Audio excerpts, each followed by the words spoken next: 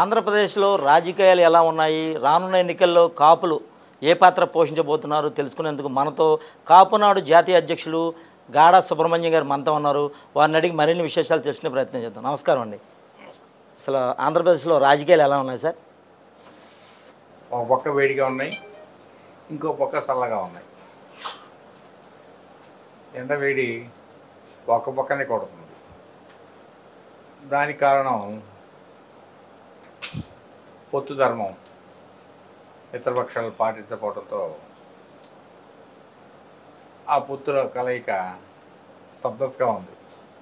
అంటే మొన్నటిదాకా జనసేన టీడీపీ పొత్తులో దూకుడుగా వ్యవహరించిన చంద్రబాబు నాయుడు కానీ లోకేష్ కానీ ఈ పొత్తు ధర్మంతో కొంత స్తబ్దతగా ఉండిపోవడానికి కారణమైంది. అయితే మొన్నటి వరకు కాపు పెద్దగా చెప్పుకునే ముద్దగడ పద్మనాభం సడన్గా యూటర్న్ తీసుకుని వైసీపీలో జాయిన్ అయ్యారు. వైసీపీలో జాయిన్ అయ్యి పవన్ కళ్యాణ్ ఓడించడమే నా లక్ష్యం అంటున్నారు. దీనిపై మీ స్పందన ఏంటి? మనం ముద్రగడ్డ గారి గురించి ఎంత తక్కువ మాట్లాడుకుంటే అంత మంచిది. మొదటిగా ఎందుకంటే ఆయన మొదటి నుంచి కాపునాడు ఉద్యమంలో మధ్యలో దూరి నీ నాయకుడని చెప్పుకున్నాడు తప్ప బేసికల్గా ఎక్కడ ఆయనకు ఒక బేస్ అనేది లేదు. కాపునాడు ఉద్యమంలో మొదటి నుండి ఏంటంటే ఆయన బేస్ ఎంత గొప్పదంటే పత్తిపాడు నియోజకవర్గంలోనే ఆయన సొంత నియోజకవర్గంలోనే ఆయన గెలవలేక అటు ఇటు తిరుగుతూ ఉంటాడు. ఎప్పుడు ఏంటంటే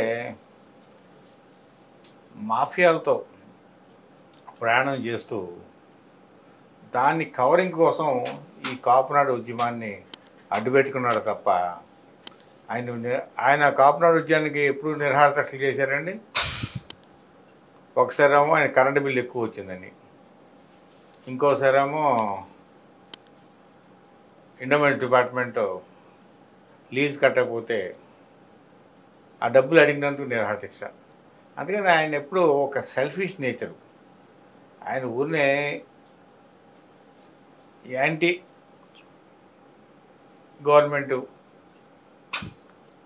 పాలసీలోనే పనిచేస్తాడు. ఆయనకు అనుకూలమైన గవర్నమెంట్ వస్తే దాంట్లో 5 సంవత్సరాలు కానీ అసలు ఎక్కడ ఉద్యమం అనేది ఉండదు, కాలక్షేపం చేస్తుంటాడు. దానికి ముందుగా బయట ఒక బోర్డు పెడతాడు, కాపులు ఎవరు మా ఇంటికి రావద్దు, కాపులు ఎవరు నన్ను రికమెండేషన్కి పిలవద్దు, ఇలాంటి రకాలు. అందుకని మొదటి నుంచి ముద్దగడ్డ విషయంలో అసలు కాపులు ఎక్కడ బేస్ లేదు. దాని గురించి అతను పవన్ కళ్యాణ్ అని ఓడిస్తానని చెప్పడం అంటే మేరుబని రాజకీయం తప్ప, జగన్ మేరుబని రాజకీయం తప్ప అతనికి బేసికల్గా కాపునాడు ఉద్యమంలో ఎక్కడ బలం లేదు. ఆయనకు బలం అంటే కిరణంపూడిలో ఆయన ఇల్లే బలం, అంతకించి బలం లేదు. అంటే మాజీ మంత్రి చేగుండ హరిరామ జోగయ్య కాపు సంక్షేమాన్ని ఒకటైతే పెట్టడం జరిగింది. దాని ద్వారా పవన్ కళ్యాణ్ని సీఎం చేసే వరకు కూడా నేను నా ప్రాణం పోయే వరకు కూడా పవన్ కళ్యాణ్ సీఎంగా చూసే వరకు కూడా నేను పోరాడుతూనే ఉంటానని ఆయన ఎన్నో లేఖలు అయితే రాశారు. అయితే ఈ మధ్యకాలంలో అతని తనయుడు వైసీపీ తీర్థం అయితే పుచ్చుకున్నారు. అదే పుచ్చుకోవడంతో ఈయన మనస్తాపం చెంది కాపు సంక్షేమం రద్దు చేస్తారు. దీన్ని ఏ రకంగా ఆలోచించవచ్చు అంటారు? మొదటి నుండి హర్రోజు జోగయ్యది ఒక కోవట్టు రాజకీయం. ఎందుకంటే అసలు కాపు సంక్షేమ సేన అని పుట్టిందే జనసేనలోని కొంతమంది కోవట్లు వాళ్ళంతా కలిపి జోగయ్యని జనసేన పుట్టిన తర్వాత ఒక 2-3 సంవత్సరాల కిందటే ఈ సంక్షేమ సేన పుట్టింది. దీని ఉద్దేశం ఏంటంటే పవన్ స్పీడ్ని కంట్రోల్ చేయాలనే కాన్సెప్టే తప్ప ఇలా వాస్తవంగా కాపుల్ని ఉద్ధరించడానికి పెట్టిన సంక్షేమ సేన కాదు. ఎందుకంటే మీకు చిరంజీవి పాలకొల్లో పోటీ చేస్తే తన రాజకీయానికి ఎక్కడ అడ్డొస్తుందని చెప్పి ఇక్కడ చిరంజీవిని ఓడించడంలో కీలక పాత్ర పోషించిన జోగయ్య ఇవాళ ఆరోగ్యం కూడా సరిలేదు. అంటే దాదాపు 76-80 మధ్యలో ఉంటాడు ఆయన. ఇవాళ ఆయన వేసుకునే లాల్చీ పైజామాల్లో రోజుకి 5 మారుస్తాడు. అంటే ఆయనకి ఆరోగ్య పరిస్థితి సరిగ్గా లేదు. ఆయన ఈ లెటర్లు రాస్తున్నాడంటే నాకైతే నమ్మకం లేదు. వేరే వాళ్ళు రాస్తే ఈ పేరు మీద రిలీజ్ చేస్తున్నారు. కొడుకునే కంట్రోల్ చేయలేనోడు ఇతను పవన్ కళ్యాణ్కి రాజ్యాధికారం అప్పచెప్పలో కీలక పాత్ర పోషిస్తానన్నది ఎంత మటుకు నిజం? అసలు సంక్షేమ సేన బలం అంటే ఏంటి? జనసేన కార్యకర్తల్ని సంక్షేమ సేనలో చేసుకొని అది కాపుని ఒక బ్రాండ్ పెట్టుకున్నాడు తప్ప సంక్షేమ సేనలో సపరేట్గా కాపులకు సంబంధించిన వాళ్ళు ఎవరు లేరు. దీన్ని బట్టి మీకు జోగయ్య నిబద్ధత ఎంత అర్థమవుతుంది.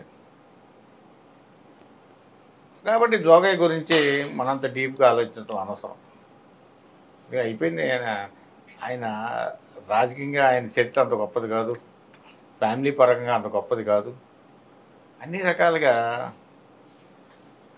రాజకీయ నాయకుడు అంటే మొదటి నుంచి కొద్దిగా రిసీవింగ్ పవరు, మంచిగా మాట్లాడటం. ఎప్పుడైనా మీరు జోగయ్య గారితో మీకు అనుభవం ఉంటే చూడండి, రిసీవింగ్ ఉంటుందా? మొహం చిట్లిచ్చి మాట్లాడతాడు. నవ్వుతూ నవ్వుతూ ఎప్పుడైనా మాట్లాడా? ఈయన ఏంటంటే అప్పట్లో గతంలో నేను ఒక వీడియోలో కూడా చెప్పాను, మూర్తిరాజు గారు, అల్లూరు సర్వారాయుడు వీళ్ళిద్దరి తగాదాల్లో 2 పిల్లు ఒక కోతి సామెతలాగా వచ్చి రాజకీయ నాయకుడిగా ఎస్టాబ్లిష్ అయ్యారు తప్ప ఇది వస్తాగా ఇతని వ్యవహార శైలిలో అయితే ఎవరు దగ్గరికి వెళ్ళరు.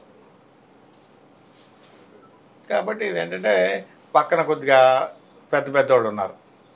కరాటం రాంబాబు, జంగారెడ్డిగూడు. కరాటం రాంబాబు గారు అంటే ఒక నియోజకవర్గాన్ని శాసించగలడు, కొన్ని ఏరియాలను శాసించగలడు. కాబట్టి అలాంటి వాళ్ళని పక్కన పెట్టుకుని రాజకీయం నడిపాడు తప్ప వస్తాగా ఒక వీక్ పాయింట్, ఒక వీక్ క్యాండిడేటు హరిరామ జోగయ్య. లేనిపోని పబ్లిసిటీ ఇచ్చి కోవట్లు చేసిన పన్నే అతను నాయకుడిగా ఎస్టాబ్లిష్ అవుతున్నాడు ఈ కాపు సంక్షేమ సేనలో. అది కూడా మూతపడిపోయింది కాబట్టి దాని గురించి ఆలోచన లేదు. అయితే ముద్రగడ మొన్న పవన్ కళ్యాణ్ మీద కొన్ని వ్యాఖ్యలు అయితే చేశారు. సినిమాలకే హీరో పవన్ కళ్యాణ్ అని, నేనైతే రాజకీయ హీరోనని అనటం జరిగింది. దాన్ని మీరు ఏ విధంగా భావించగలరు? సినిమా హీరోలు అంటే ఏ భాష? తమిళనాడులో ఎంజి రామచంద్ర కానీ, జయలలిత కానీ, ఇలా విజయకాంత్ కానీ, ఇలా చెప్పుకుపోతే చాలామంది. అలాగే కన్నడలో కన్నడ కంఠీరవ రాజ్కుమార్ ఏ పాత్రని స్వీకరించకపోయినా కన్నడ రాజకీయాన్ని శాసించాడు. కిల్లర్ వీరప్పను కూడా కిడ్నాప్ చేసి కన్నడ రాజ్కుమార్ని ఏమి చేయకుండా వదిలేశాడంటే అతను ఎంత గొప్ప నాయకుడు అనేది. అలాగే తెలుగు రాష్ట్రంలో ఎన్టీ రామారావు గారు, ఆయన ఎంత గొప్పడు మాకంటే మీకే ఎక్కువ తెలుసు. ఎందుకంటే ఆయన నాయకత్వంలో పదవులు స్వీకరించాడు కాబట్టి. నువ్వు అసందర్భంగా మాట్లాడుతూ చిరంజీవి పార్టీ కానీ, చిరంజీవి కానీ తేలికైన వ్యక్తి. ఆంధ్రప్రదేశ్ రాష్ట్ర రాజకీయాల్లో ప్రజారాజ్యం పార్టీ స్థాపన ఒక చారిత్రక ఘట్టం. అలాంటి వాటిని మర్చిపోయి సినిమా హీరోలు, రాజకీయ హీరోలు. రాజకీయంలో నువ్వు హీరోవా? ఫస్ట్ నుంచి జీరో క్యాండిడేట్. తాతలు తండ్రుల పేరు చెప్పి బతికేవాడు. ఉప్మా, అదే ఇష్టం లేని బిస్కెట్లు, ఇది మన దీంట్లో పెడతారు టీ స్టాల్స్లో. ఈ ఉడిపి వాళ్ళు టీ స్టాల్స్లో బిస్కెట్లు పెడతారు, క్రీమ్ ఇలాగా ఊరిగిపోతుంటే ఆ టీం. ఇలాంటి చెత్త అన్ని పెట్టి తినమంటే తిని చంపుతే. అంటే అన్నం పెట్టి మర్యాదల్లో గోదావరి జిల్లాలు చాలా ప్రసిద్ధి. కానీ నీ మర్యాదలు శృతి మించి రాగానే పడతాయి. నువ్వు ప్రతిదానికి పవన్ కళ్యాణ్, నీ స్థాయి ఏంటి? పవన్ కళ్యాణ్ పెద్ద హీరో కాదనా నీ అభిప్రాయం? పొలిటికల్ లీడర్ కాదా? 10 సంవత్సరాలుగా అధికార పార్టీలకు వ్యతిరేకంగా మొక్కవని దీక్షతో ఎదురెళ్తూ తన ఉనికిని కాపాడుకుంటే 10 సంవత్సరాలు ఒక పార్టీని పెట్టి దాన్ని రక్షించుకోవడం అంటే ఇది మామూలు విషయమా? వయసు ఎంత అయ్యి మాట్లాడతావు. జగన్మోహన్ రెడ్డి వయసు ఎంత? నువ్వు ఎందుకు ఎగేసుకుని వెళ్ళావు? నీకు ఇచ్చిన ఇంట్రో జగన్మోహన్ రెడ్డి ఎంతసేపు మాట్లాడు జగన్మోహన్ రెడ్డితో? 3 నిమిషాలు. ఈ 3 నిమిషాల మొండం వైపు 3 నిమిషాలు దానికి నువ్వు ఇష్టం వచ్చినట్టు పవన్ కళ్యాణ్ గురించి మాట్లాడతావు. నువ్వు పిఠాపురంలో ఎందుకు ఓడిపోయావు? అసలు నీ గెలుపు ఎక్కడైనా ఉందా? అందరితో సఖ్యతగా ఉన్నప్పుడే నీకు గెలుపు వచ్చింది. నువ్వు ఊరికినే పవన్ కళ్యాణ్ సినీ హీరో, నేను రాజకీయ హీరో. నువ్వు ఎక్కడా రాజకీయ హీరో కాదు. రాజకీయ హీరో అయితే ఇలా తప్పుడు మాటలు మాట్లాడవు. చంద్రశేఖర్ రెడ్డి బియ్యం పంపించాడు, ఉప్మా తిన్నాం, లేకపోతే ఇంకోటి బొడ్డు భాస్కర్ రామారావు అలా చెప్పాడు, మాగంటి రవీంద్రనాథ్ చౌదరి ఇలాగన్నాడు. అసలు మాగంటి రవీంద్ర చౌదరి నీకు సంబంధం ఏంటి? క్యాబినెట్లో 2 సహచరులు. ఆ తర్వాత నువ్వు చేస్తున్న పని ఏంటి?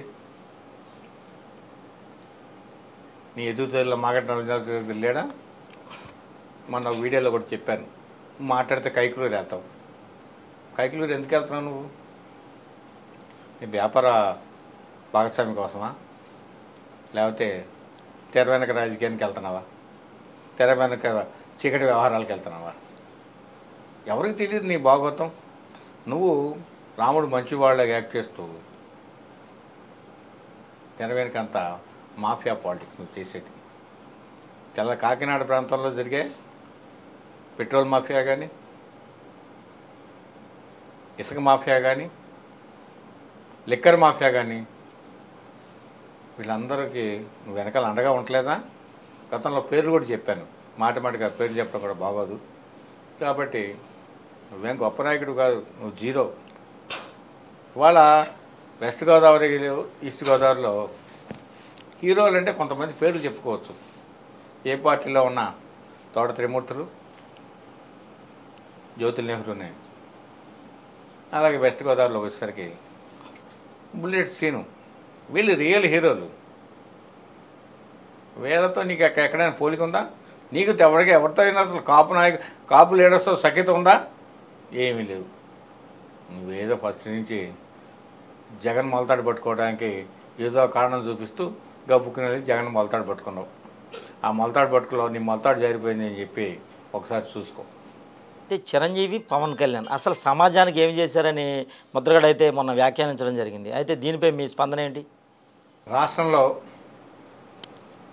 అత్యధిక జనాభా కలిగిన కాపు కులం మేము మొదటి నుంచి ఈ కాపు నాడు సమావేశాల్లో కానీ కాపుల గురించి మాట్లాడేటప్పుడు కాపు కులానికి 2 లెజెండ్స్. ఒకళ్ళు వంగవీటి మోహన్ రంగా, 2 మెగా ఫ్యామిలీ. అందులో ప్రస్తుతం పవన్ కళ్యాణ్. ఎవరికి వ్యక్తిగతంగా చేయలేరు. ఆ పేరే వాళ్ళకి ఒక బాసటగా, ఒక ధైర్యంగా ఉంటుంది. వాళ్ళు ఆంధ్ర రాష్ట్రంలో అత్యధిక జనాభా కలిగిన కాపు కులం ఈ 2 పేర్ల మీద అంతా ఏకతాటి మీదకి వచ్చి ఒక బలమైన సామాజిక వర్గంగా ఉన్నారు. ఇంకంతకంటే వాళ్ళు చేసేదేంటి? నీ పేరు మీద ఎవరైనా ఎక్కడైనా బలమయ్యారా? వాళ్ళని గురించి క్వశ్చన్ చేస్తావు. నీ సంగతి ఏంటి? ఏనాడు నువ్వు కాపులతో ఉన్నావు? సైకిల్ యాత్ర చేసావు. సైకిల్ యాత్రలో ఇంకా అంతకుముందు వీడియోలో కూడా చెప్పా, లక్ష్మణరావు అని బీసీ నాయకుడు కేరళంపూడి వాళ్ళ టీంని వేసుకొని నువ్వు సైకిల్ యాత్ర చేసేప్ప కాపులతో సైకిల్ యాత్ర చేయలేదు. మొదటి నుంచి అంతే. నువ్వు ప్రతిదీ నీ తప్పుల్ని ఎటువంటి మీద రుద్దడానికి ట్రై చేస్తావు. కాబట్టి అసలు నీ పేరు వింటేనే ఆంధ్ర రాష్ట్ర కాపు ప్రజలు కానీ నిజమైన రాజకీయ అవగాహన ఉన్నవాళ్ళకి అసహ్యం వేస్తుంది. అసహ్యం తగ్గట్టు నువ్వు మాట్లాడే మాటలు. నువ్వు హీరోవా? పవన్ కళ్యాణ్ జీరోనా రాజకీయాల్లో? రేపు రాబోయే 2024 ఎన్నికల్లో తాట తీస్తారు ఒక్కొక్కరు రాజకీయంగా. వాళ్ళు రేవంత్ రెడ్డి చూడండి, తెలంగాణలో చాపక నీరులాగా కేసీఆర్కి దడబుట్టిస్తున్నాడు. అది పరిపాలన అంటే. అంతేగాని రాజ్యాంగేతర శక్తుల్ని తీసుకొచ్చి ప్రభుత్వం ఇరికించి ఆంధ్ర రాష్ట్ర ప్రజలకి వాళ్ళ షర్మిలాను జగన్మోహన్ రెడ్డి పాలిటిక్స్ అర్థం కావట్లేదా? ఇవాళ సజ్జల రామకృష్ణారెడ్డి ఒక స్టేట్మెంట్ ఇచ్చాడు. జగన్లు ఫ్యామిలీ తగాదాలు, సజ్జలను అది జగన్మోహన్ రెడ్డిను షర్మిల మంచివాడని, ఇద్దరు మంచి స్నేహితులు అన్నట్టు, మంచి బంధువులు అన్నట్టు, మంచి అన్నా చెల్లెలు అన్నట్టు మాట్లాడుతున్నాడు. అంటే ప్రజల్ని పిచ్చోడు చేద్దామన్నా మీరు. నిన్న ఒక రఘురామరాజు గారు ఒక ఇంటర్వ్యూలో చెప్పుకుంటాడు, రాజారెడ్డి జగన్మోహన్ రెడ్డి వీళ్ళిద్దరిని కంపేర్ చేస్తూ రాజారెడ్డి చాలా మంచివాడు అని చెప్పాడు. అంటే దానికి అర్థం ఏంటి? జగన్మోహన్ రెడ్డి రాజారెడ్డి కంటే దుష్టుడని. కానీ ఇంకో ఇంటర్వ్యూలో చెప్తా, వీళ్ళిద్దరికంటే మించిన మాఫియా లీడరు వాళ్ళ ఇంట్లోనే ఉంది. అది ఆవిడ కూడా త్వరలోనే బయటకు వస్తుంది. ఎందుకు ముద్రగడ పవన్ కళ్యాణ్ ఓడించాలని చూస్తున్నారంటారు? ముద్రగడ ఊడిస్తూ ఊడిపోయాడు పవన్ కళ్యాణ్.